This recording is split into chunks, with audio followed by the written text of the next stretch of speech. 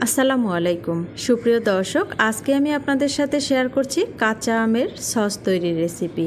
কাঁচা আম ফুরিয়ে যাওয়ার আগেই কিন্তু এই সসটা একবার হলেও বানিয়ে নেবেন। এই কাঁচা আমের হট চিলি সসটা কিন্তু খেতে এত বেশি মজা, সেটা একবার বানিয়ে না খেলে বুঝতেই পারবেন না। যে কোনো স্ন্যাক্স দিয়ে এই সসটা খেতে দারুণ লাগে। এই সসটা একবার যে খাবে সে অন্য কোনো সসের স্বাদ ভুলে যাবে।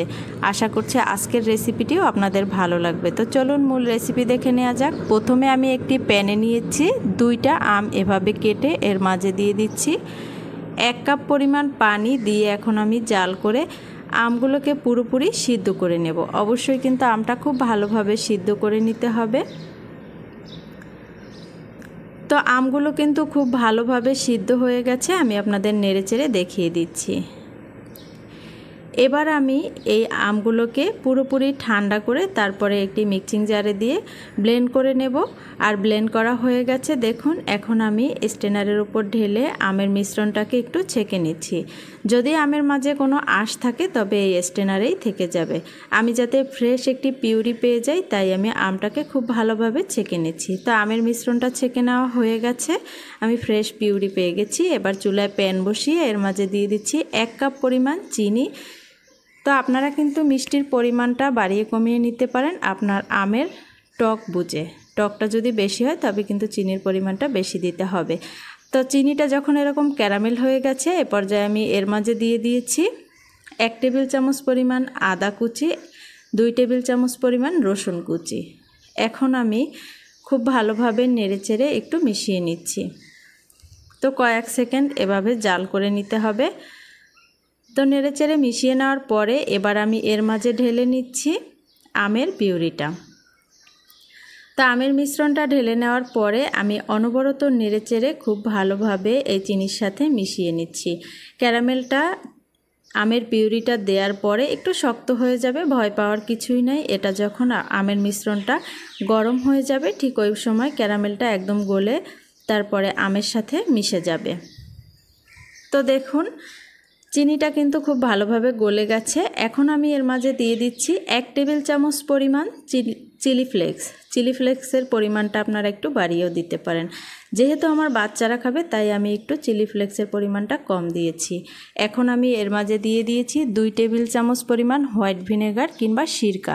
অবশ্যই কিন্তু সিরকাটা দেওয়ার চেষ্টা করবেন, তাতে এই সসটা বছর জুড়ে ভালো থাকবে।